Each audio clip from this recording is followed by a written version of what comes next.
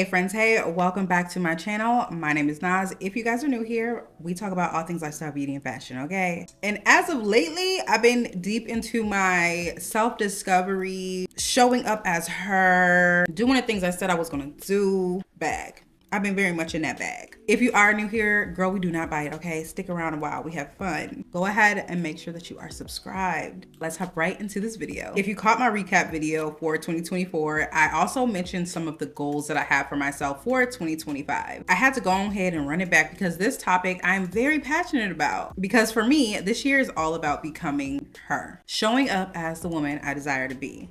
And I started implementing a lot of the habits, a lot of the traits, a lot of the characteristics that my higher self has last year. I started doing a lot of those things last year. And so this year I really want to fully lean into all of those habits that I've been implementing, all of those different traits, all of those different characteristics, all of those daily routines. I want to continue to implement that all throughout 2025. So basically I'm going to share some of the things that I will be doing this year to basically become the woman that I've always envisioned. Before we get into all of the things, I have to give a special thanks to hers for collaborating with me on today's video. How about we start there? Let's just jump into health. Prioritizing my health has always been such a priority for me, but I really started doubling down, really being more disciplined just last year, at the top of last year. And what I mean by more disciplined is doing the things that I really didn't want to. Waking up at 5 a.m. I should say waking up at 4:30 a.m. so I can get to the gym by 5:15.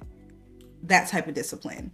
I was never a super early girl. That is something that I want to make sure that I'm continuing to do all throughout 2025 and beyond. One, I've already built that muscle. I know what it feels like to get up that early. I know what my days look like getting up that early. So I could never go back to being a nighttime workout babe. I just can't do it. All of my energy is just depleted by the time the evening comes or even the afternoon. But I feel like getting up early, I don't know, girl, the early bird gets the worm. That's what they say.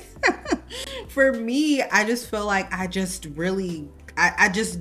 just way more productive when it comes to waking up early. I'm much more efficient with my work. It just works better for me. So that's something I'm definitely going to continue to carry on throughout the year. I did a really good job creating my own little structured schedule when it came to the gym, okay? Making sure that I have my leg days, my strength days, my rest days, arms, back, all those different things. Now, I'm not saying I'm going to become a Pilates princess. I don't even think those are the classes I want to take, quiet as it's kept. But I do want to just try different things that will allow me to still stay active. I know I love a good hot girl walk, but I'm in Minnesota and it's cold. So until, it starts warming up, I do want to find some type of class that I can participate in to make sure that I'm, switching things up and keeping it fun, but also staying active. Another thing that I implemented last year that I'm going to continue to do this year when it comes to prioritizing my health is making sure that I'm getting full meals in. I probably started getting more serious about making sure that I'm eating really good whole meals right before summer. That's when, I had been working out all this time. I feel like I'm getting my steps in, I'm moving my body, I'm eating right for the most part. My drinking had been cut back significantly.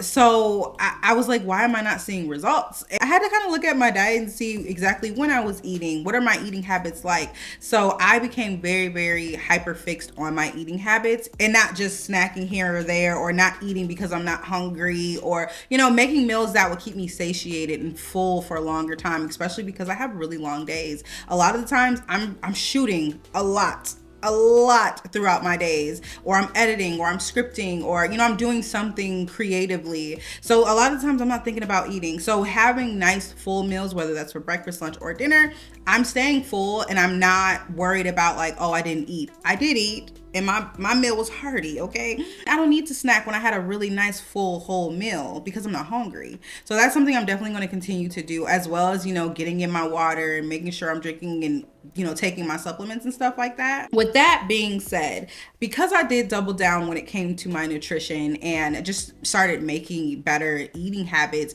I noticed that, baby, the scale was not moving. Let me just tell you, it is so hard, and I'm pretty sure y'all understand. It is extremely hard when you are trying, when you feel like you're doing everything right. You're in the gym, you're being active, you're eating good meals, all of these things, and you're not seeing the scale move. And normally I'm not the type of girl that gets hung up over the scale because I am really big on, I just want to feel good. I want to feel good. I want to look good. If I look good and feel good and the scale says 200 pounds, then that's just what it is. But there are still some areas that I'm just like, ooh, why won't you go away? So with that being said, that's where my friends at Hers comes in. Like I mentioned, this year is really about becoming the best version of myself. And trust me, it's not just about looking good. It's about feeling good as well. I want to have the energy. I want to have the confidence to show up fully in all areas of my life. And not just this year, beyond as well. And because I've been so disciplined and created these new habits for myself, in 2024, I feel like now is the perfect time to look into alternative options to help me reach my goals. Like I mentioned, I partnered with Hers to look into the idea of a personalized, comprehensive treatment plan designed to support sustainable weight loss by helping you manage your appetite and stay consistent with your goals. And so far, I have to admit, I am impressed with how Weight Loss by Hers personalizes their weight loss programs. You start with a free online assessment, which a licensed healthcare provider reviews, so they can tailor treatment to your specific needs if it's right for you. It's a comprehensive and supportive way to work towards sustainable results. And y'all know that's what I'm looking for, sustainable results. I do have to stress though that this is not about quick fixes for me. I know I told y'all about what I started doing last year, but this is not my first rodeo, okay? I have lost 30 pounds, 40 pounds before. And even then, it was a long journey. It's just taking a little bit more time this time around. And that's okay. And through Hers, this journey feels achievable and approachable. If you're like me and you have been considering this as an option or just looking for that extra layer of support, I highly recommend checking them out. I'll just go ahead and leave all the details and my link down in the description below so you can learn more. Another thing that I'm going to be focusing on this year is elevating my self-care, because the old Nas has no idea what that is. I kind of started implementing what I deem as some form of self-care. I started practicing it a little bit last year, and that is when I stopped taking clients officially. I stopped taking clients because I was feeling burnt out and extremely overwhelmed, and I do feel like that is a form of self-care. And it also allowed me so much time to myself, which then kind of resulted in me creating more. So yes, it was a little bit of self-care. Ultimately, I love creating, so a win is a win. But I need to actually prioritize self-care in itself. Having designated days where I absolutely do nothing, when I'm not looking at my phone, when I'm not trying to edit or come up with a concept or, just not do anything. I'm gonna be doing a lot of nothing this year, okay? A lot more of nothing. I want to redefine what self-care looks like for me. I want more relaxation. I want more mindful moments, more intentional moments. And when I say moments, I mean downtime, honestly. For me, I really want to find more balance between what it is that I do for my career and just what I like to do as an individual, as me, Najee. I want to find a new hobby. Like, I want to do something outside of creating, which I love, but that's also my job. So I want to find something that is just for me. I'm not monetizing it. I'm enjoying this thing. This is my thing. I'm going to this thing, whether it's by myself or with friends. No, not with friends. No. Something for me. I've been dying to go to a pottery class, and I've mentioned this a few times to some of my friends, but we just haven't never made it happen. And I feel like that is a sign that I should just go and do that pottery class. I should be intentional in finding that thing that I really like to do. So I want to do that. I have mastered quiet time when it comes to my devotionals and my prayer time in the morning. Right after the gym, like, we got that on lock. So I'm very proud that I have a really good routine when it comes to that specifically. So that is something that I'm definitely going to make sure that I continue to do throughout the year. Overall, I just want to implement more things that I like to do, as well as including more moments of stillness. I also want to romanticize my at-home spa nights. I really didn't do many of those last year. Now, this was something that I really like to do until my facial steamer broke. And then I feel like my little self-care routine, like my relaxation self-care routine, just went out the window when my steamer broke, and I never got another one. I probably should place an order and go on and get me another one. But anyways, I didn't realize that until I just mentioned it. But I want that to come back because I love those moments when I'm just sitting and pouring into me. I'm in the bathroom, I got music going, or I got a TV show on, and I'm just like, It's literally like an at-home spa experience. I want to bring those back because there's literally nothing like that wind down time. Pour you up a nice little glass of water, some kombucha, or something else, whatever you want, and just relax and unwind and forget about all the chaos and noise that's happening in the world, because at this point we need that. Just really want to make sure that I'm elevating my self-care routine, figuring out what that looks like for me. Not what I've seen somebody else posting or what someone else suggested. I want to find what Nas likes and what I enjoy. Y'all stay tuned on that, okay? More to come in future videos. Speaking of self-care, I feel like this can kind of go in the same category. Also talked about elevating my skincare routines. Now, I don't use too much and I don't plan on using more things, but I really do want to make sure that I am glowing from the inside and out. Y'all know that starts with what you're putting in your body, how much water you're drinking, how much rest you're getting, and all of those different things. But I want to do a huge purge. I already kind of started a few weeks ago on different products. You know, as a beauty creator, I get tons of gifts. I get tons of PR, and a lot of the times I'll crack it open to see what it's about, and then it just sits on the shelf forever. I just want to be more intentional with giving that stuff away to people that may actually need it, or who's actually looking for those type of products, because I don't want to become wasteful, you know. And yes, part of it is my job to kind of review and share with other people, but if we're being honest, my skin knows exactly what she likes, okay? And I don't want to compromise my skin because I'm trying to make content or I'm trying to share it with someone. Let's just give it away, Nas. Let's just give it away. I can honestly say prioritizing my skincare. If you guys aren't familiar, I was diagnosed with seborrheic dermatitis. So I have dry white spots. So I get very dry and very patchy.